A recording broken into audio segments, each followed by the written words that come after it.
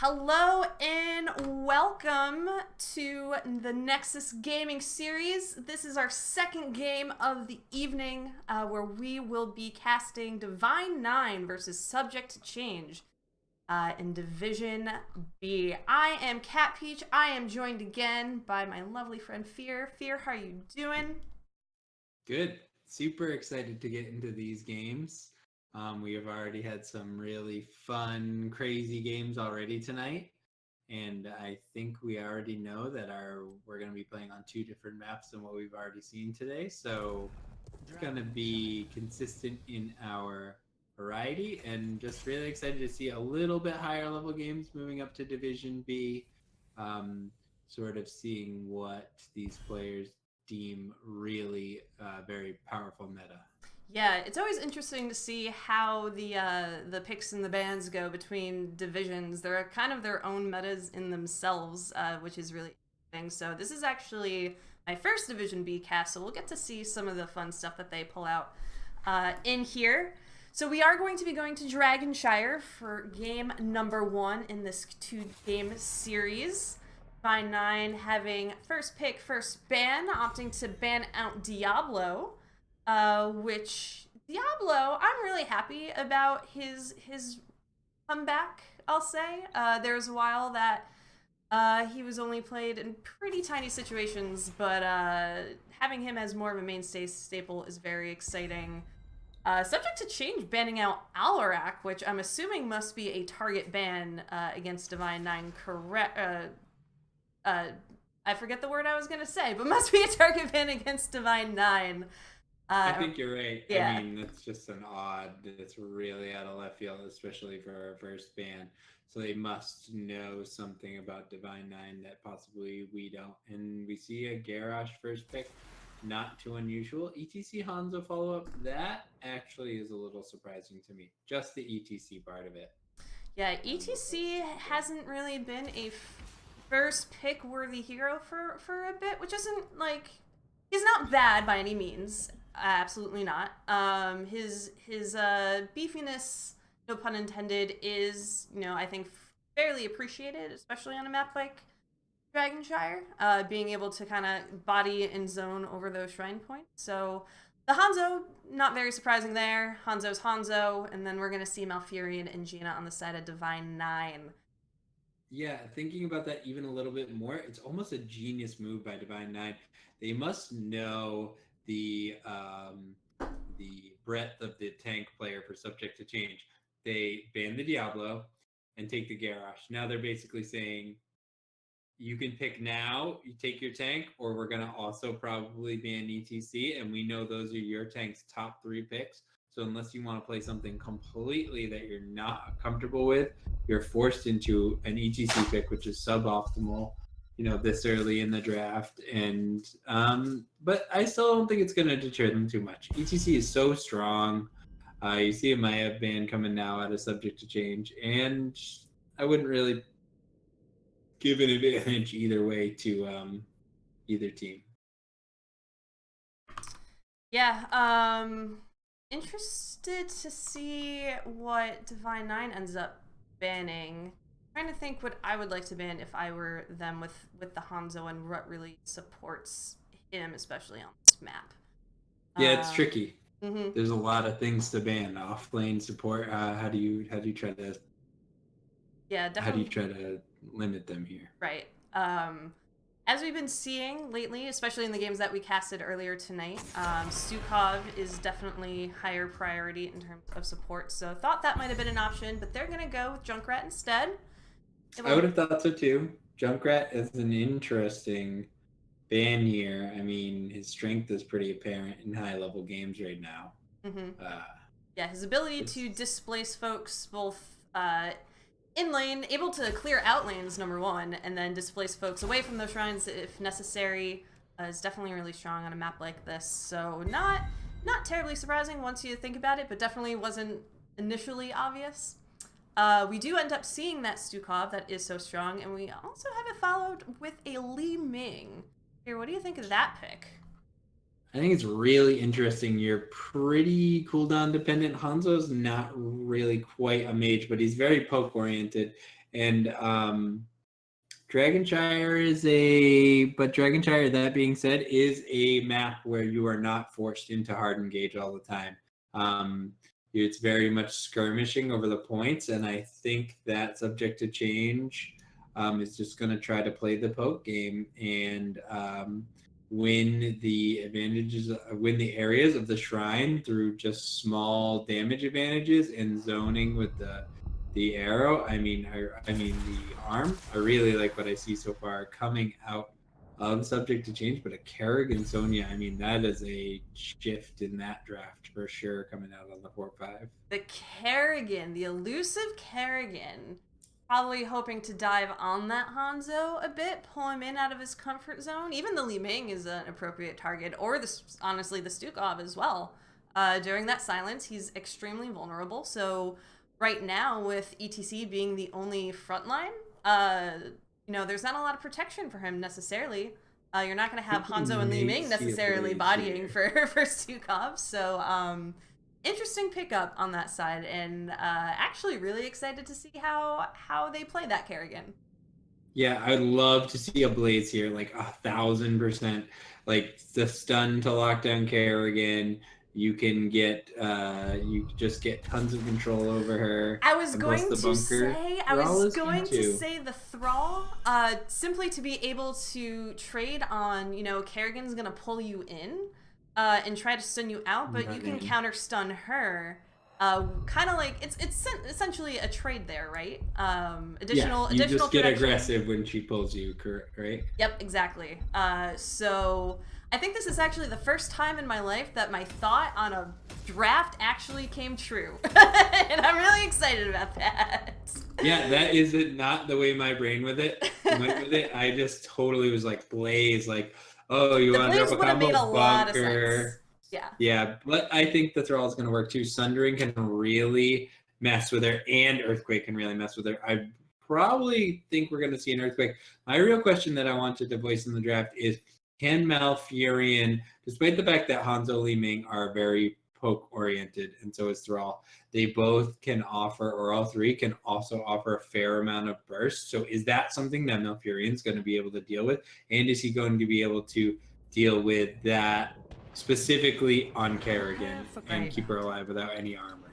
Well, we are about to find out with game number 1 on Dragonshire.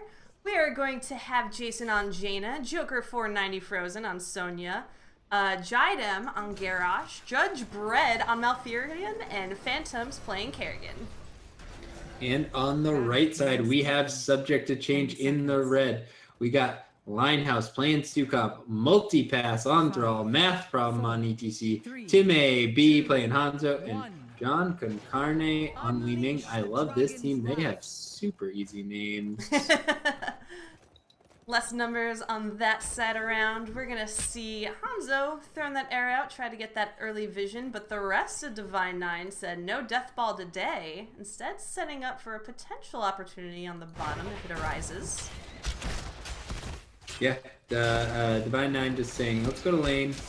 Let's push bot a bit and get that lane pushed out. I assume they're going to rotate up onto mid, so just starting their 4-man rotation at bot instead of mid, and trying to rotate opposite of Subject to Change here. Interesting. They're going to try to catch out that Hanzo, and that is a very quick pick. Pre-1 minute first blood on the side of Divine Nine with the gank on Hanzo. That's exactly what you want as a aggressive hero when you pick it, right? Is to just immediately get a pick, hit your first combo, immediately get a pick. It just gets all those nerves out, the idea you won't perform well or whatever. You've already paid dividends fairly early in the game, so it just boosts your confidence. Absolutely. Divine Nine going over to grab their siege camp before the shrine phase starts, going to give them a bit of a distraction to lean upon. Subject to Change and needing to respond to that at some point during this phase, so hopefully giving them a little bit of an edge. So they are going to trade their own siege camps, so cancel out there on both sides. They're all getting the top shrine first, Sonya trying to get him out of there, Multipass making the retreat. Math Problem's just doing a great job of providing a lot of vision and information for his 4-man on bottom. There is going to be dual control for Divine Nine coming out, and Kerrigan manages to grab the Dragonite. I didn't quite see. I moused up to try to see the engagement before she grabbed it, but it seems like Li Ming just barely missed an auto attack or perhaps the magic missiles. This is a super early Dragonite. I mean, 2 minutes. He'll probably get both towers, and that would be it. Yeah, the thing with the super early Dragonite is that it's not as strong as obviously late game without the scaling, so probably not going to get too much out of this necessarily. Divine Nine does already have a 1-level lead, which is fantastic for them. And so this Dragonite is really just going to help them keep that edge, but probably not going to see a fort or anything go down anytime soon as the members of Subject to Change make sure that this Dragonite gets out as soon as possible. Hanzo, Tim AB, chunking it down with that arrow, and the Dragonite's going to start to make a retreat. Finally expiring. To be honest, double wall for that first Dragonite, that's phenomenal. Yeah. That's tons of value. Yeah, again, we're only 3 minutes into the game, so we can't expect too much out of that. So whatever Divine Nine did get is, I don't want to say icing on the cake, because that implies some kind of finish, but definitely a good way to start off this game for them. Yeah, I mean, getting more than the first wall is huge value, in my opinion, especially for somewhat of a stolen Dragonite that was just on a bit of a forced error. It looks like that Jaina and Malf are going to be moving into the Bruisers on bot, but Subject to Change, I think smelling this math problem is pretty keen on where the enemy team has been located for most of this match. Yeah, Thrall's trying to manage both Joker and Phantoms up in the top lane, having a bit of trouble earlier, but Kerrigan gonna go down, join Jaina in here in mid for just a little bit, clear out that minion wave, while the rest of the Divine Nine pushed out that camp as far as it could go, now about to retreat to see where else they can pressure on the map. Jason and Phantoms taking the Bruiser camp on their side, trying to get a bit more push going, trying to keep that level advantage going into whenever the next Shrine phase decides to pop. If they're somehow able to get close to 10 at some point during the Shrine phase, it would be a really fantastic position for them to be in. Multi-pass, getting stunned by the Kerrigan, and the combo with the Jaina ends up taking him out. And 12 seconds before the Shrine starts is not a great position to be in to lose a team member. No, and that was Subject to Change's opportunity before the Bruisers were taken to hold that. 2ED is going to be caught into a Kerrigan combo and annihilated by Sonya. 1 spear and slam, and she's taken out. So now, I mean, this is from what started like a small advantage, and I was going to say Subject to Change needs to make a rotation before these Shrines spawn and start to really make something happen. And in that time, they didn't do much, and Divine Nine took the camp and got the pick on Hanzo. They're really hammering it down on Subject to Change now, right around the corner from level 10. Gonna be facing down a Dragonite. Gonna be hard for Subject to Change stuff to do anything, and this is gonna be a difficult pull to do. ETC trying to stall off Phantoms from that Dragonite, able to succeed this time around before members of Divine Nine decide to make him pay for that as he goes down. This should be Dragonite on the side of Divine Nine. Dragonite number 2. 5:45 minutes into the game. Level 10 talents achieved already on the side of Divine Nine as well. Sonya ends up going down elsewhere on the map. This is actually huge for Thrall to take out Sonya there. There's no members soaking top or bottom right now. They are closing the experience gap a little bit. I mean, a little bit. A little bit. There still is a half-health Dragonite pounding on their fort, so they can't really count this in a... They're not in a safe position just yet, although this Dragonite is starting to get much slower. They're all coming around the backside, but given that the minions were there, the rest of Divine Nine know that he's there, so he's gonna possibly rejoin in a safer manner with the rest of his team as we wait for this Dragonite. Now with 8% and 6 seconds left, expiring now. And the rest of Divine Nine ends up heading toward mid. I'm gonna scoot on right out of there, and the rest of Subject to Change planning the gank onto Joker for 90. Going in, the silence, grabbing Sonya. ETC with the bump. Joker trying to spin, getting some kind of health, but ends up going down in a beautiful gank by the members of Subject to Change. That's the kind of picks they need to keep making if they're going to plan on catching up on levels during this game. For sure, and the Thrall Wolf in the Stukov arm, there's your level 13 Stukov talent just built in. That was really well done onto Sonya Hero. That's generally hard to kill. But, I mean, you saw Phantom rotating up to assist. This guy does not miss combos. He makes it look insanely easy, and this is like a big problem for me, is these good players making these crazy heroes seem easy. Party Bush coming out, math problem, gonna be caught in the garage groundbreaker, but nothing from that. You know, Phantom just making this Kerrigan play look like, oh yeah, all you do is stun him and kill him just over and over and over again. It's super easy, but I mean, really just high skill play. Yeah, how hard is it to just jump onto a team member and every single time? It is really fantastic Kerrigan play for sure.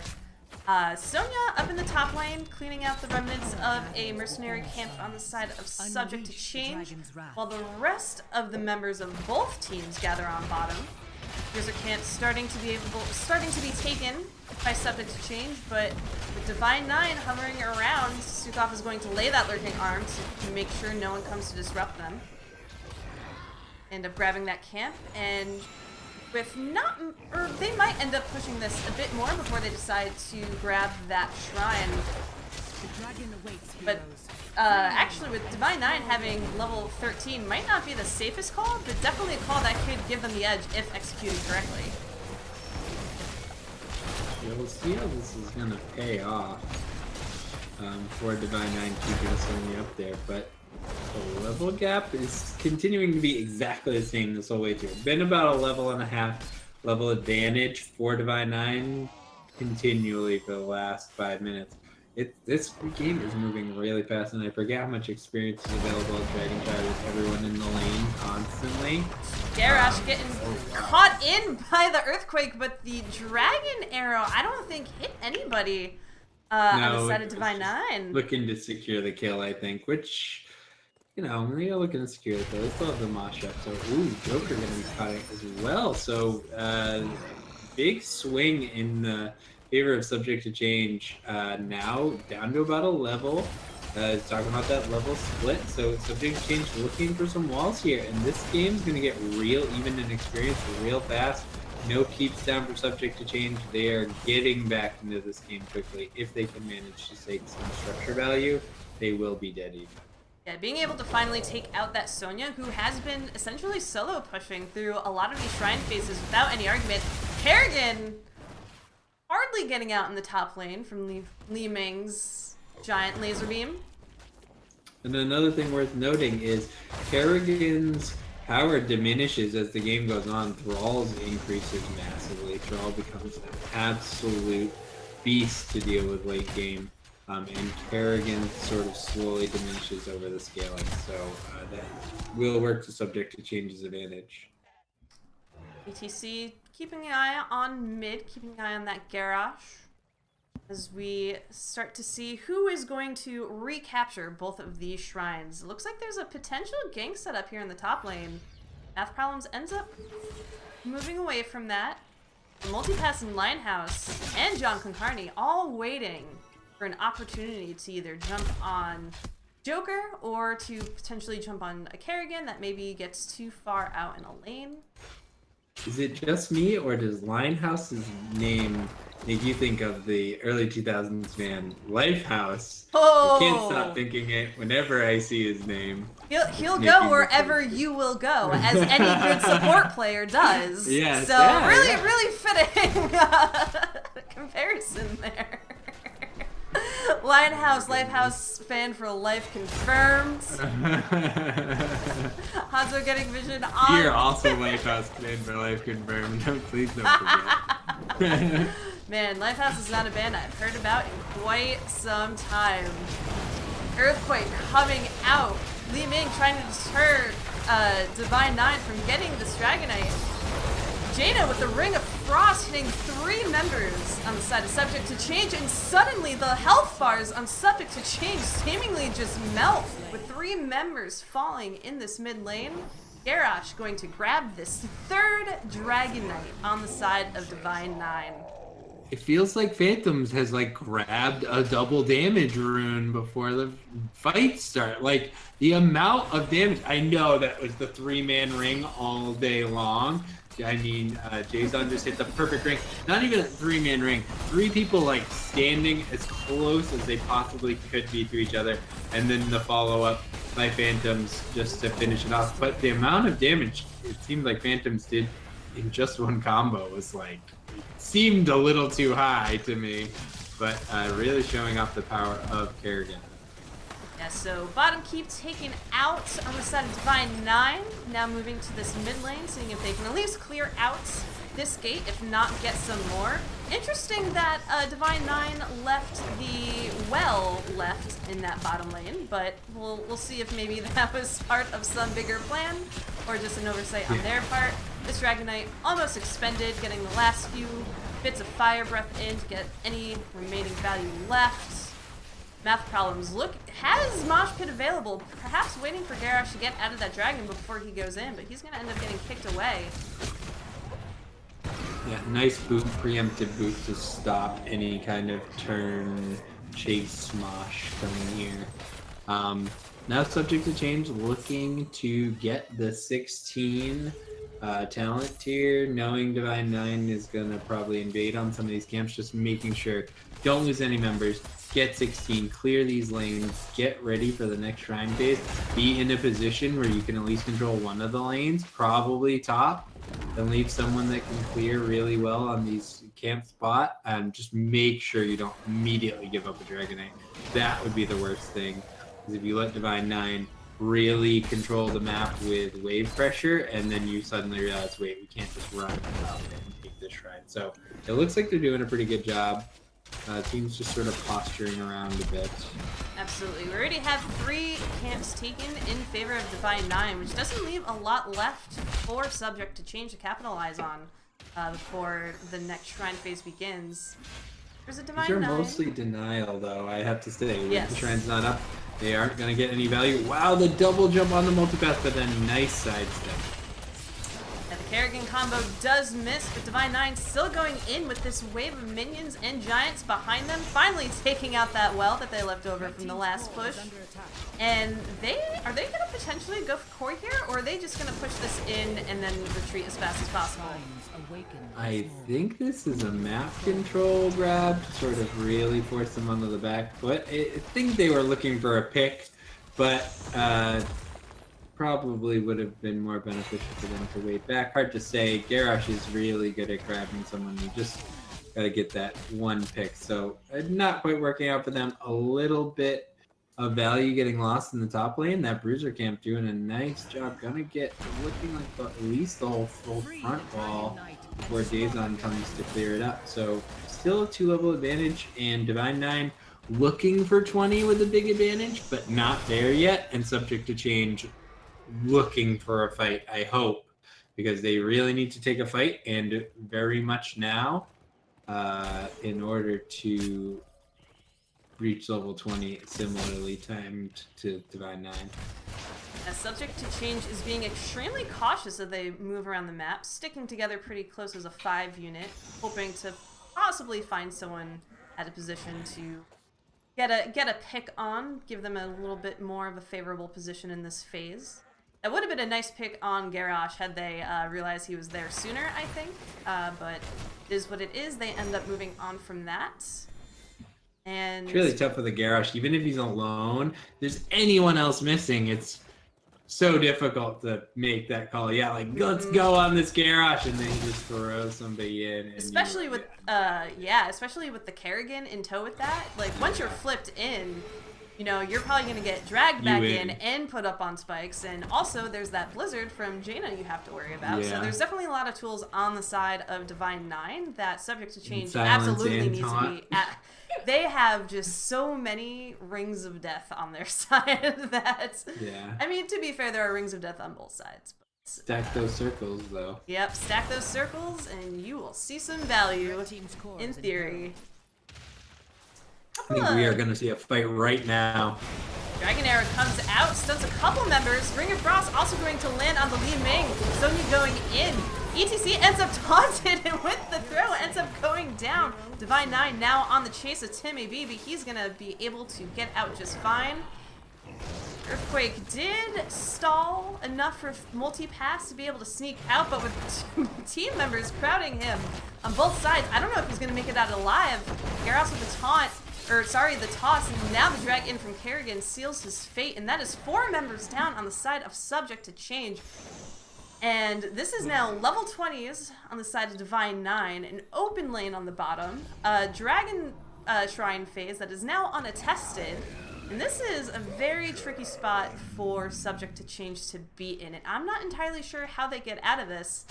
Members of Divine 9 now going straight to the core, knowing that they have 7 seconds left until any additional team members come back from Subject to Change. Dragon Knight now coming up from behind them. Timmy B hanging out, trying to see what he can do, but with just a simple arrow, not too much he can do to push off this push.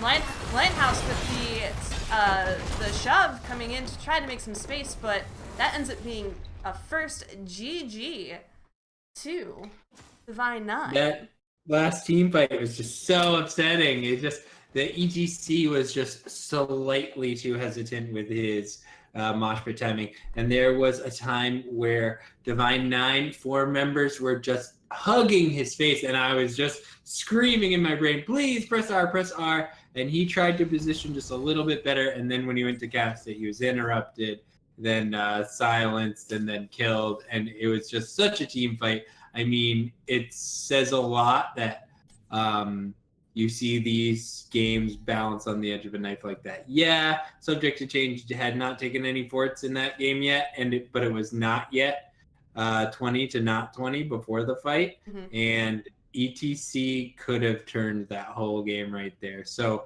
as much as that was a loss to Subject to Change, hopefully they can go back and watch that, and he can say, yeah, all right, I just need to be less hesitant, and we'll get them next time. So overall, I mean, pretty fantastic game coming out from both teams, and I'm really excited to see him play on Tomb right now.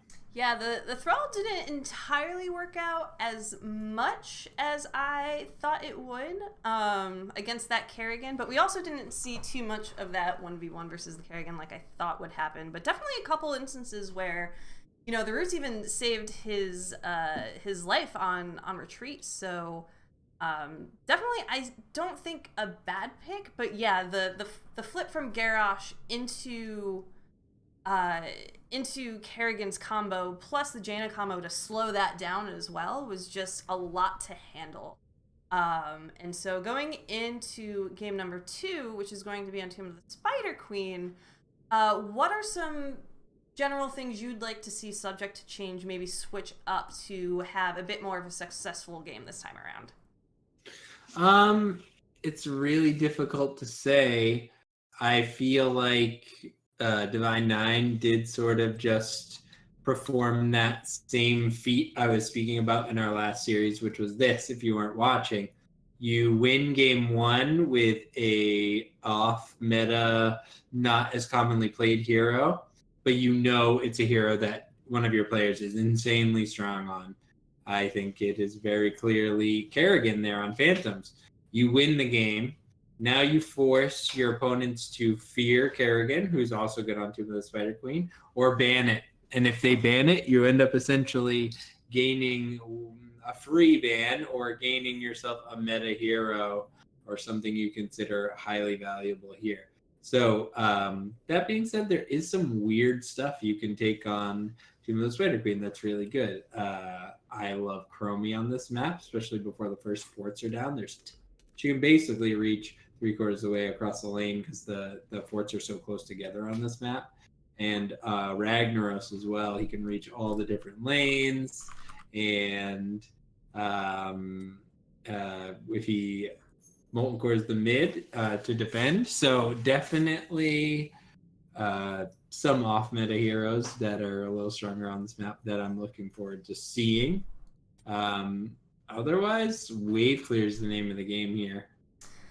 Yeah, I mean, I'm trying to think of, Kerrigan, if somehow makes it through again on the wave clear side, definitely can clear really well. So with the map, still definitely an option. I still want a Stukov ban. Like, I feel like no one has been necessarily banning him out, and even on this map as well, a super strong support can help with that clear. But I think we should just go and find out as we start the draft for game number 2 here on Tomb of the Spider Queen. Divine Yeah, I'd 9. like to see Stukov. I think we'll see him picked. It seems like these teams like to let him through because they want to have him. Mm-hmm. They'd rather leave him available and risk their opponent having it than get rid of it completely. Absolutely. I just realized that Bahamut hosted this stream. Bahamut, thank you, my brethren. We, both Feer and I, appreciate it. Our Heroes Hype compatriots. Hope your games were fun to cast. Welcome to Division B, Divine 9 versus Subject to Change, game number 2. Yeah, so Malfurion actually first ban, taking out that other really fantastic support on this map. Yes, Malfurion's banned, and that's interesting actually. So I don't think we will see a Stukov ban. I think they're gonna be looking for a healer in the first pick here, maybe. I would be surprised to see a Stukov first pick, but I'm not so sure about their drafting strategy, because if you don't pick a healer here and you ban the Malfurion first, you're essentially saying, well, we're okay with the either last picking our healer or just with whatever healer is available to us. And even with Stukov being picked in the number 2 or number 3 spot, as we've kind of, he's hit that priority where he's maybe not number 1, but definitely not bottom of the draft. It doesn't sound so crazy to move him up to number 1 if you've already banned out the other best support in the game. Yeah, that's what I was saying. So now you're allowing it. Yeah. You're going for Garrosh and you're allowing it in your 1-2 pickup by the enemy team. Now, are you allowing it or are you forcing it because you can pick it up yourself in the 2-3? This is where drafting starts to get really crazy. Yeah, playing those mind games of, do they want us to take the Stukov because they have a plan set up to get around it, to give us a hard time. So we'll have to see. I mean, Maev is definitely an option there to deal with that Stukov.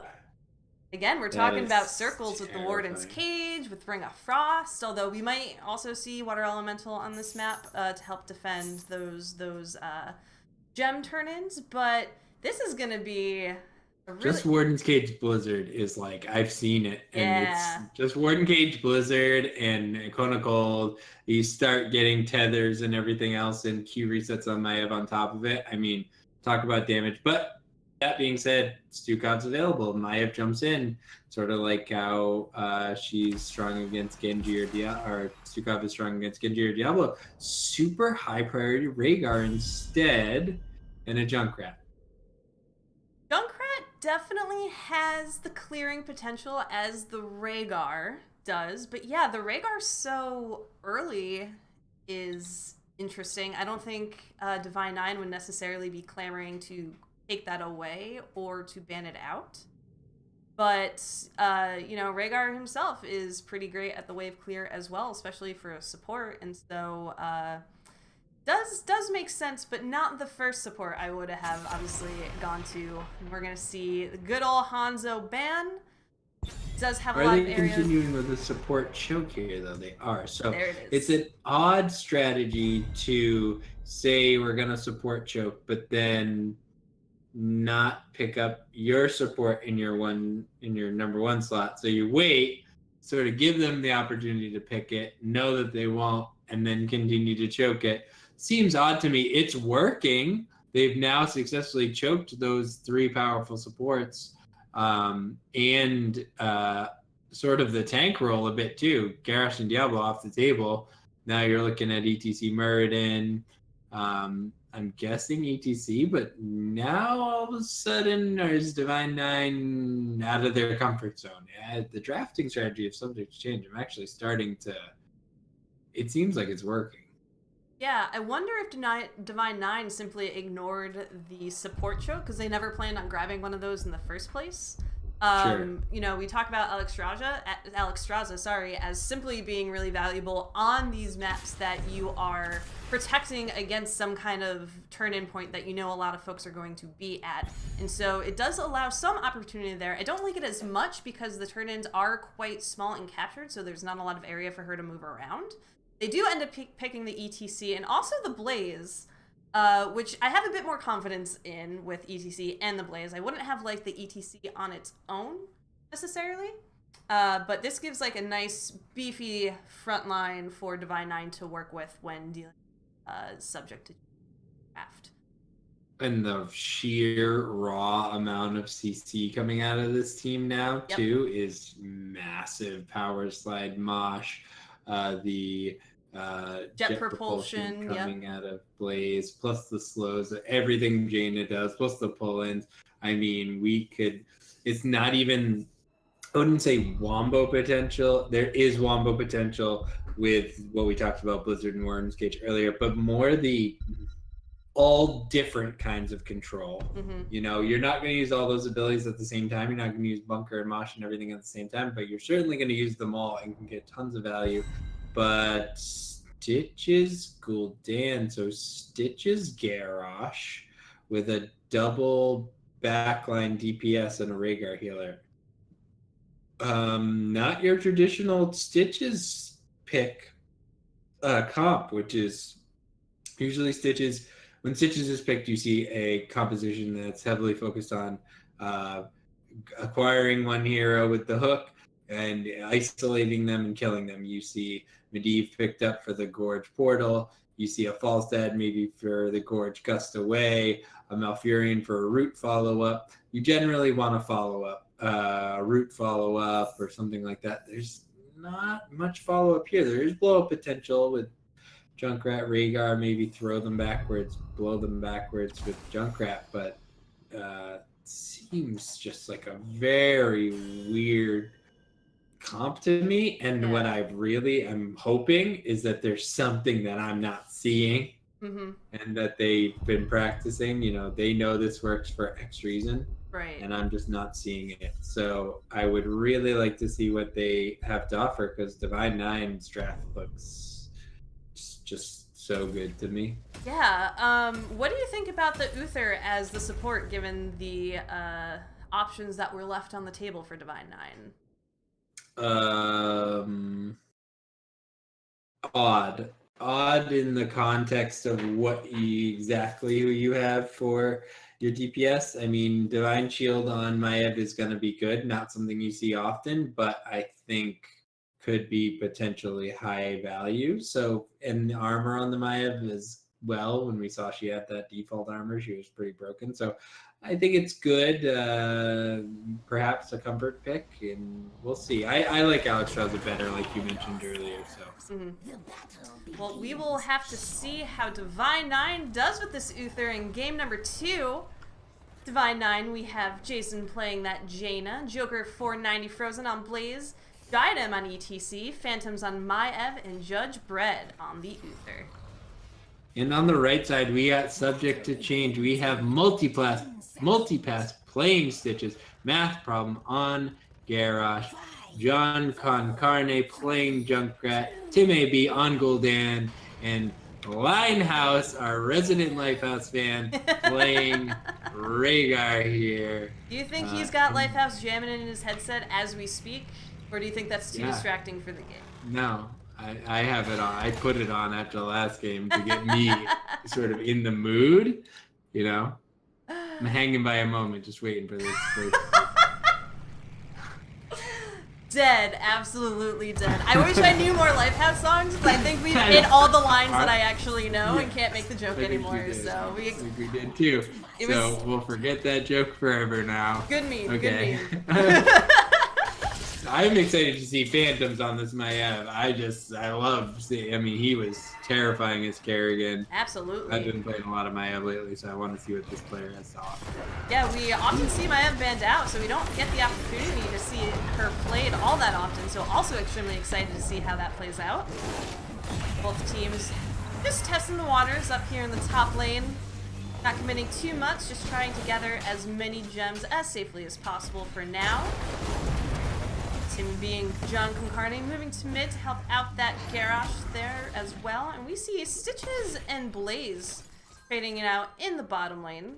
It's a fairly even trade, that side of things. A little bit surprised to see Stitches, I guess, in that trade, but definitely not unheard of.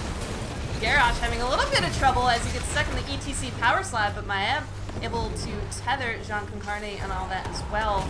No kills going to happen here. Both teams starting to push the issue just a little bit more to see who's going to bite first, who's going to commit too hard too quickly in this fight. I'm just trying to figure out the thought process behind the Stitches. Maybe, I don't know if they're thinking that he matches up well against Blaze. It does seem like he's doing pretty well against Blaze, but what does he offer linking? Because the thing about Blaze is he's insane in the lane, but he also offers so much as far as team fight ability. So his Stitch is gonna be able to continue to get value late into this game. Stitches with the hook, but Blaze probably gonna live through that, let's be honest. Takes a little bit more than a hook and a poke to get him down. Right. I am worried about, and perhaps you talked about this already, the Junkrat Stitches specifically. That combination has me worried because so often not so often, but the potential of a misplaced concussion mine to simply send a target you just hooked right back to your enemy team and leaving them mostly unscathed is a little bit, it makes me nervous if I had to think about playing this. Blaze ended up going down in that bottom lane. He did miss that kill, so perhaps Stitches in that matchup a bit more viable than we initially believed. Yeah, it was just Junkrat rotated down, got a ton of damage out, and then Stitches just did the old, well, you're 20 feet back from where you started, and then Junkrat just continued to show a lot of damage. Tether coming out on the line house, getting a bit of damage, but he's going to heal himself up fairly easily. I am throwing out those fans' knives and those tethers as often as possible, hoping to catch someone who's going to venture a bit too far out of that range and snap right back in. Both teams, both building up on gems, subject to change closest to the next turn-in.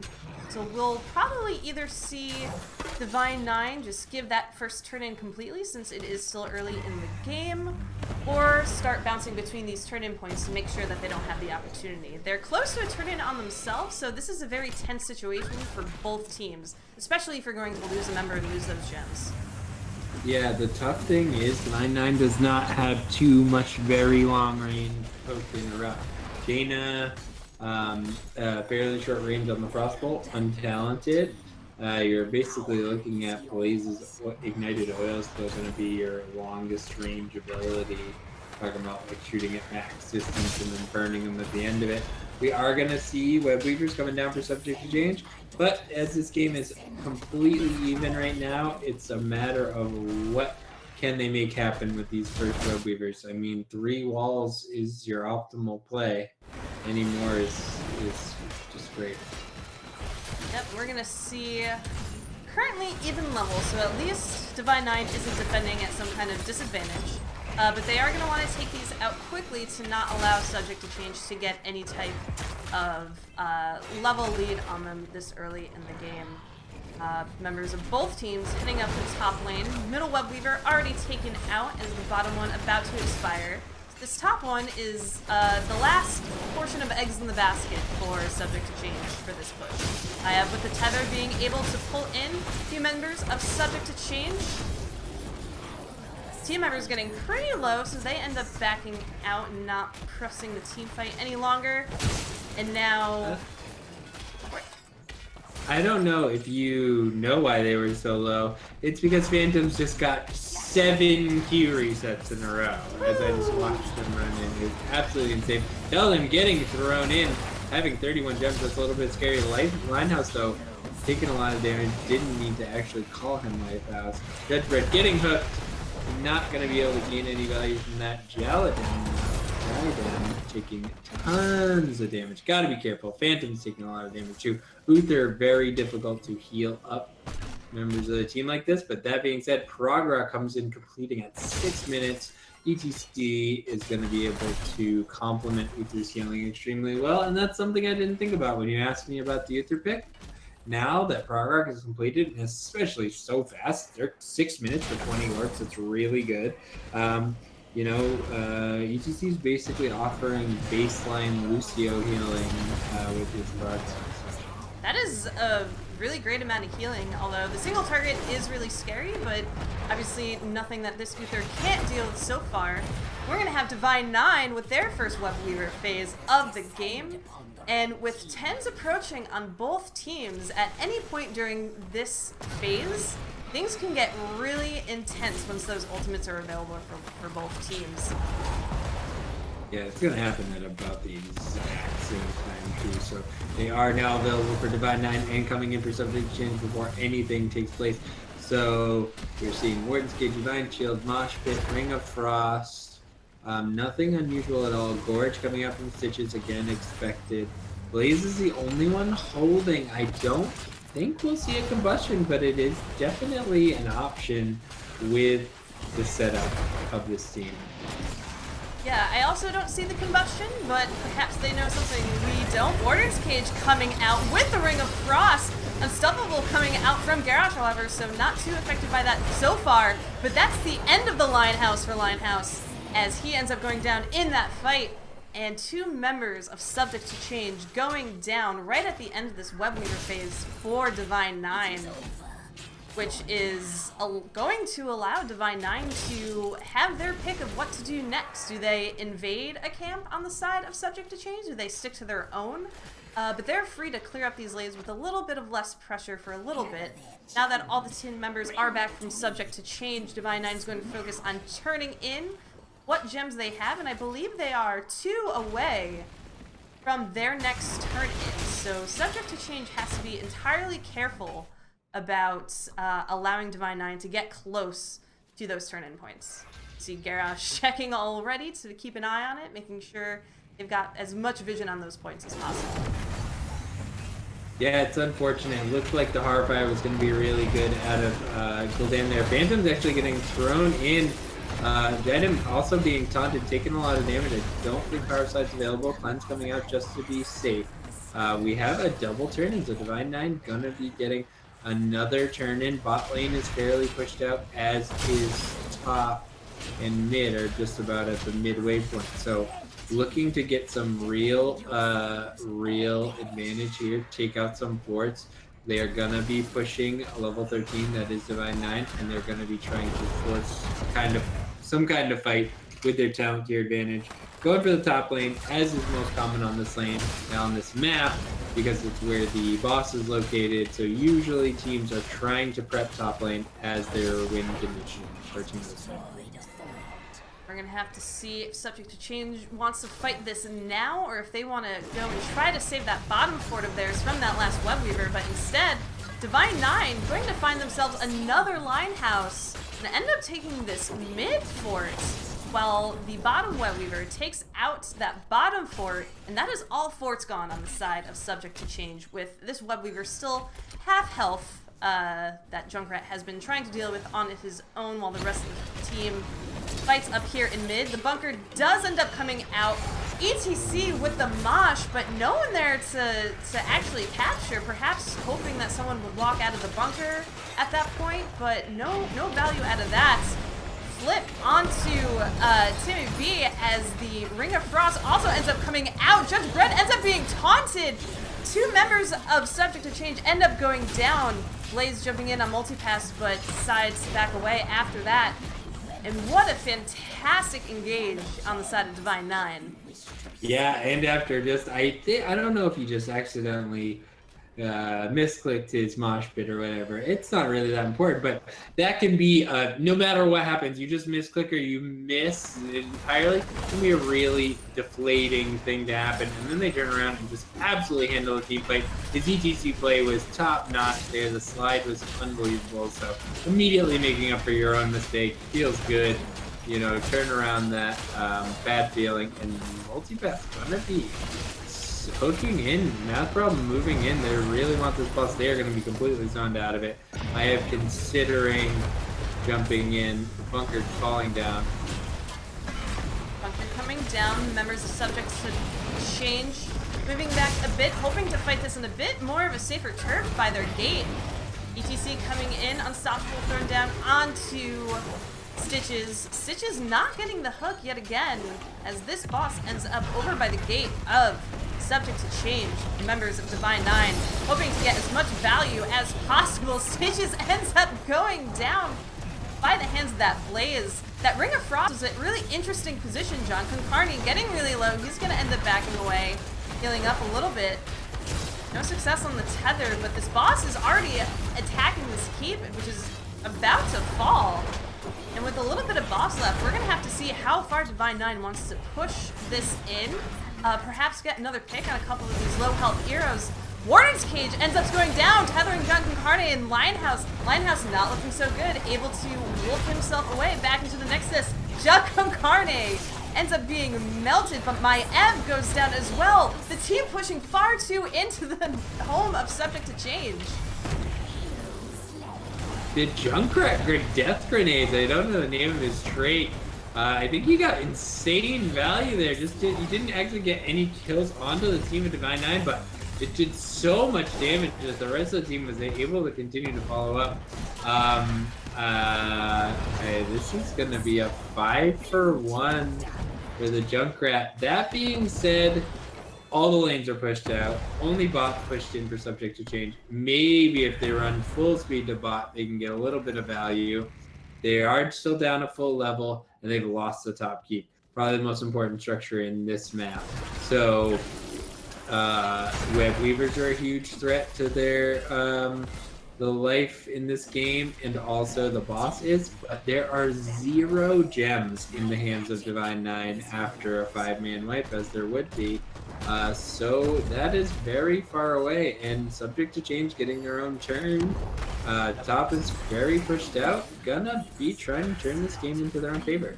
Yeah, we're gonna see how much value they can get out of these Web Weavers. Perhaps tie things up. If they keep having, if Divine 9 keeps pushing team fights a bit longer than they should, like they did at that quarter call, perhaps this could easily swing in the favor of Subject to Change, but I think from now on, Divine 9 is going to be playing a little bit more cautiously, not trying to take off more than they can chew.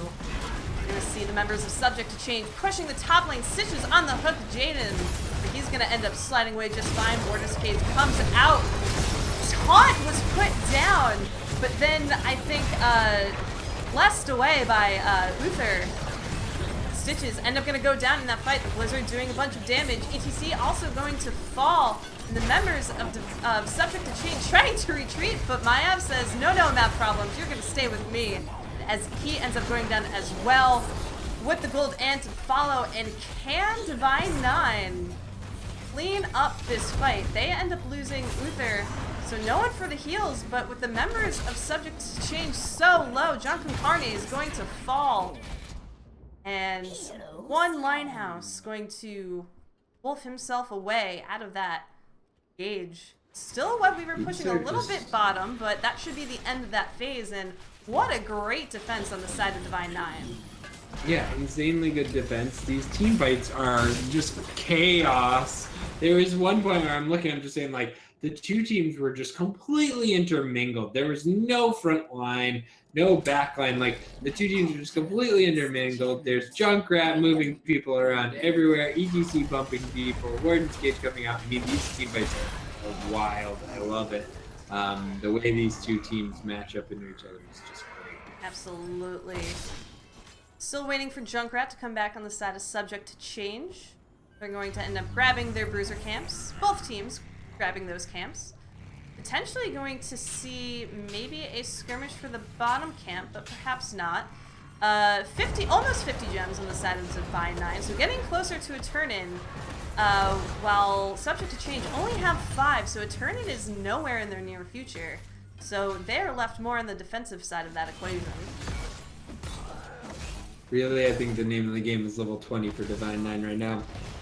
Problem with that is your lanes are pushed way out. I think it would be best for them to just wait for the triple XP, but Jida and caught way out all the LTs in combination, getting the pick on the ETC, but then the counter pick on the Linehouse, just dropping out the Ancestral before he dies. Garrosh also taking a ton of damage and falling relatively quickly. Jaina popping Ice Block. Multiplat's going to be collapsed on. Phantom just barely escaping, and that's going to be another 1-for-3 trade. Somehow Divine 9 is just finding a way in all these team fights. Phantom's going to jump over the wall and just go for it. Go for the tether. Oh, he's going to oh, is he going to get the Q? Jungle Carne getting the pick. A little overzealous. My goodness. But he's got to get up to the top lane to start clearing Catas, or the court is taking damage currently. Yeah, that's core damage already being thrown. Another camp still pushing this bottom keep, and that's going to be a perfect amount for a turn-in for Divine 9. I was a little bit nervous about the positioning of that Ring of Frost because it wasn't entirely overlapping with the Warden's Cage, but it ended up catching 3 members of Subject to Change, and 2 of them being mostly chunked out as a result, and so that was a fantastic play from Divine 9.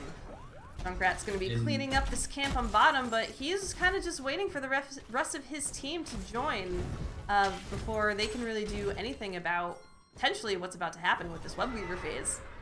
Yeah, I just love what Divine 9's doing here, which is just endlessly prepping the lanes. Bot is so pushed out. Top you don't have to worry about. And they just prepped mid hugely.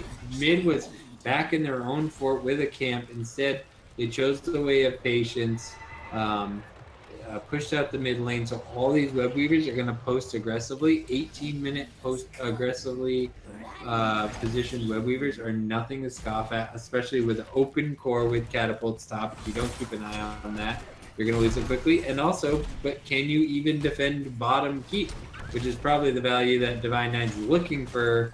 Maybe a double keep play, but if you threaten this top lane, Subject to Change has to defend it and just let the web weavers run their course in mid and bot. Yeah, either split up and potentially not win a team fight, or stick together and have to give up those resources elsewhere. All heroics are up on both sides, so we're going to have to see what Subject to Change ends up throwing out in order to stop this phase from taking down the core. Currently still focusing that top lane. This web weaver should be over soon. Multipass missing the hook. All the web weavers end up falling. Both keeps, I believe, still available for Subject to Change right now. So, spoke too soon. Last minute, I think the last minute, Sickles. last creep Sickles. got that bot keep, which is super strong. We do have Hungry Stitches coming out of Stitches. We do have the Ring of Frost upgrade, which is a secondary explosion after the Ring of Frost detonates in the center, so keep an eye on that.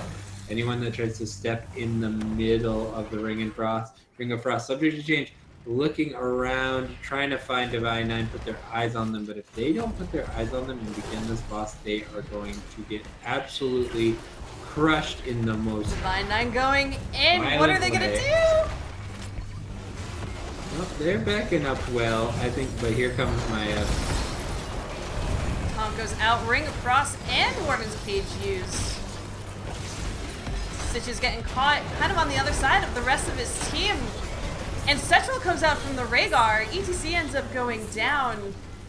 And Subject to Change, taking out 3 from Divine 9 at this point. And that is exactly how they needed that to go. I mean, I would like to immediately call out Subject to Change on cheating. They recruited a 6th member of their team for that fight, and that was the boss. Because if you were watching the back line of that fight, Stitches was fighting 3 members of Subject to Change, and the boss just winds up the most savage stun you've ever seen and hits 3 members of Divine 9, while Subject to Change just continues to rip the rest of the team. Well, those 3 members got stunned, and it just resulted in the end of that fight. It was crazy. I could not believe it. I definitely held my breath that entire time that Divine Nine just hung out in those foggy gates, waiting for that engagement. Not sure how that was gonna go, and that was definitely, as you said, never underestimate the power of that boss after it is aggroed for either team, because that can make or break if someone ends up stepping a bit out of position on your team. Now Divine Nine is tasked with defending against this boss, getting a taste of their own medicine from before.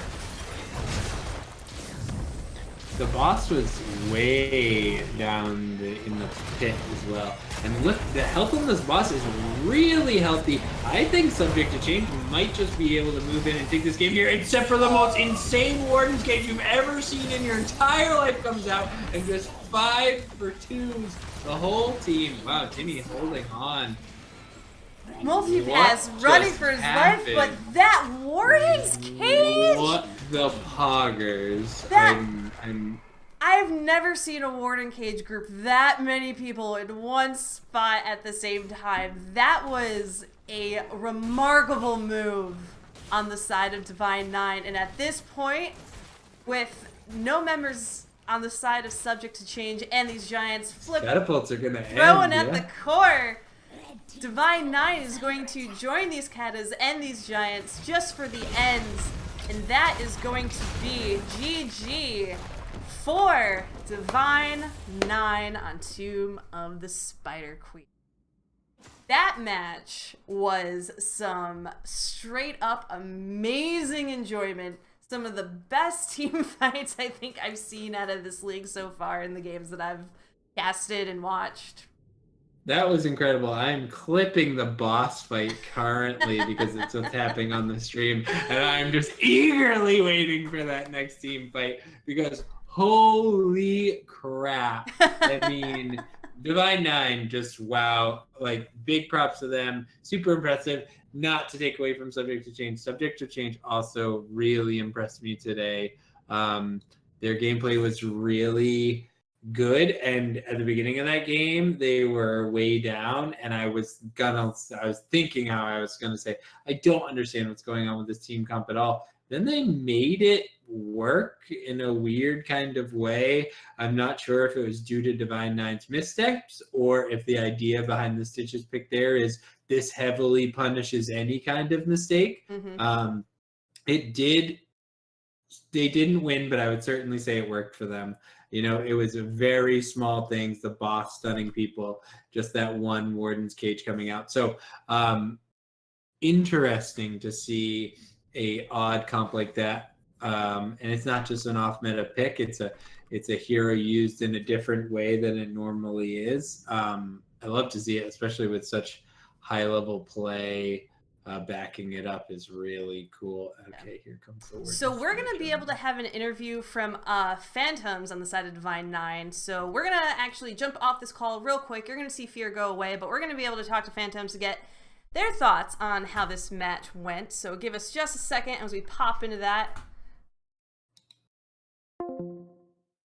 And let's see, let's go over to this other chat.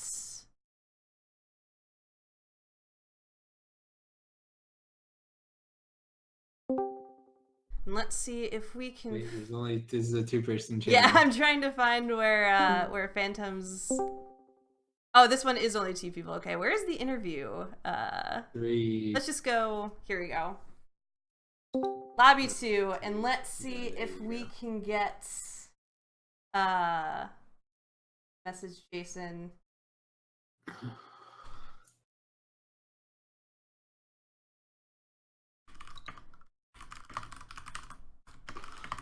So we're just going to get Phantoms up for an interview real quick from Divine Nine. We can ask about that Maiev play. See what their thoughts were going into that game after that first game number 1, that one of theirs as well. Let's see. This lobby. Where is that channel? Dude, there's so many channels here.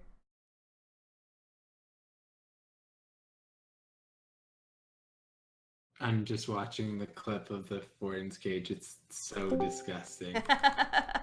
That clip toward the end is quite amazing. Phantoms! We were just talking about that amazing Warden's cage at the end of that round. How are you feeling after that match? That was really intense for us to watch. Feeling pretty good, obviously, because we won. About that last Warden's cage, I just went in and pushed R and then instantly died. So I said, okay, GG.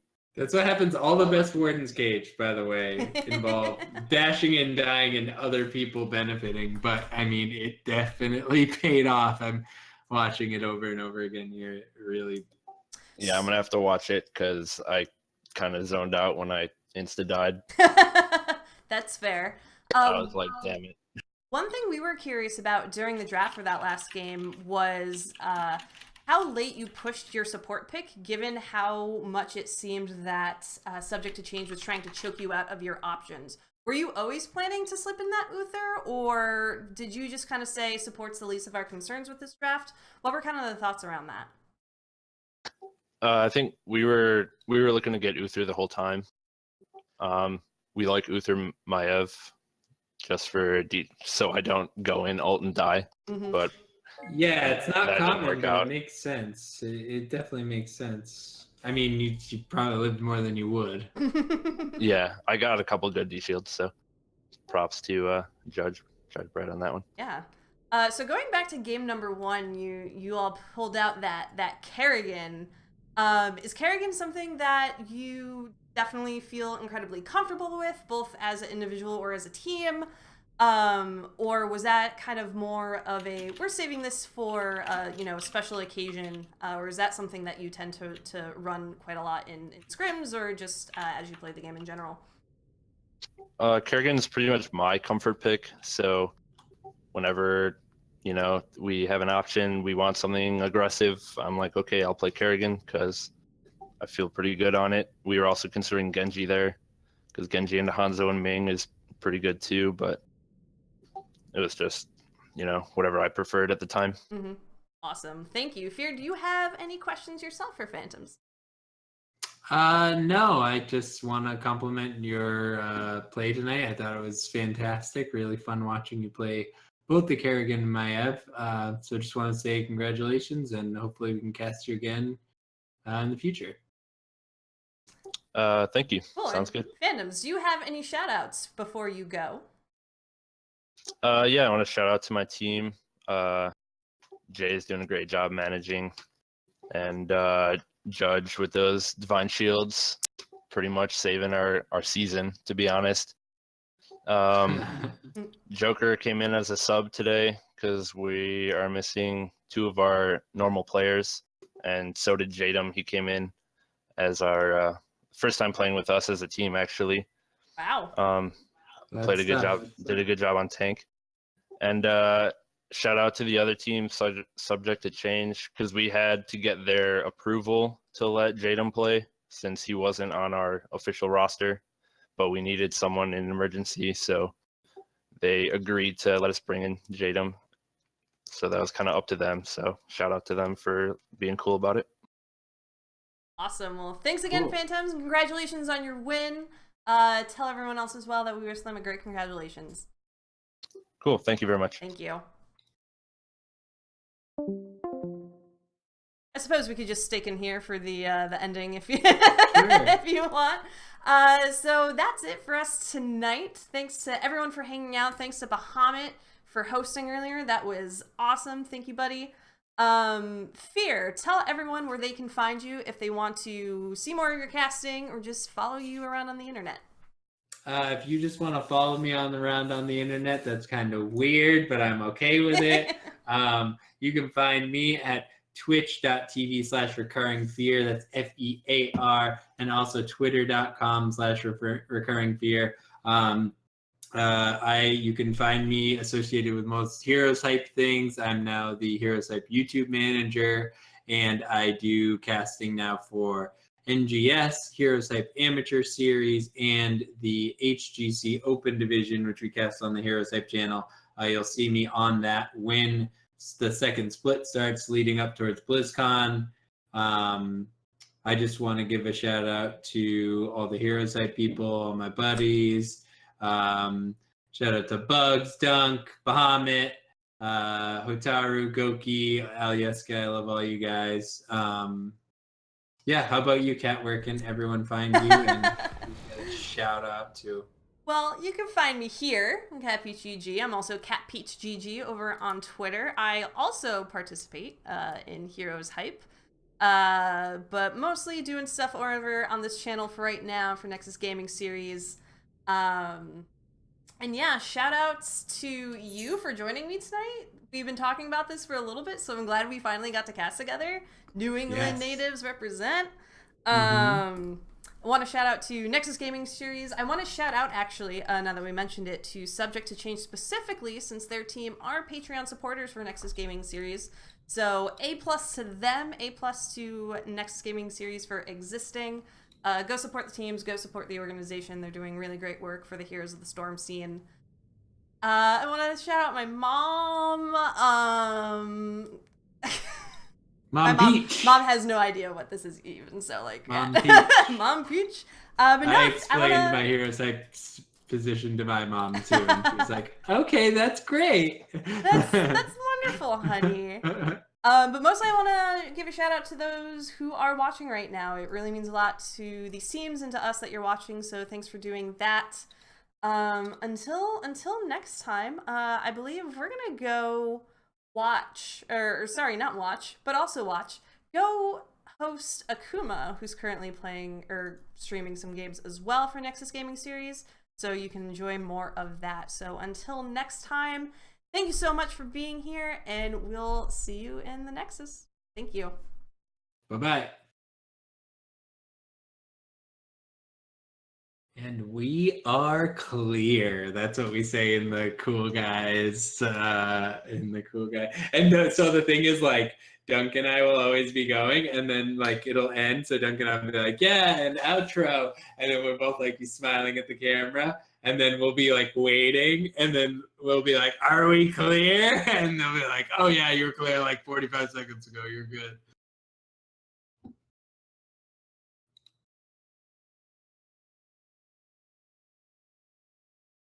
Yeah, you do. Okay, I want to send you.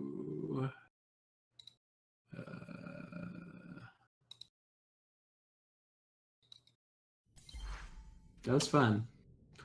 I feel no like rush of nervousness when casting into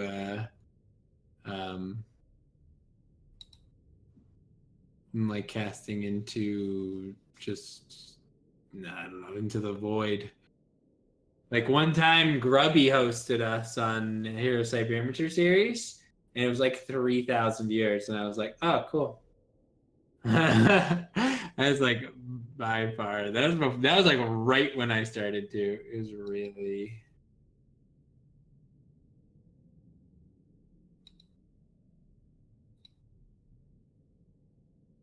oh no, you'll be fine.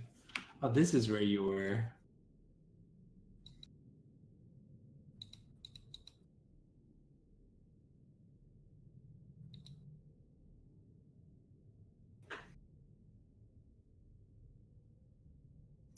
You're fucking fully capable. I didn't lie about it, but I was just like, I also didn't say I'd never done it, and I just applied for it and then just did it. I don't know. You're good, you know, and to be honest,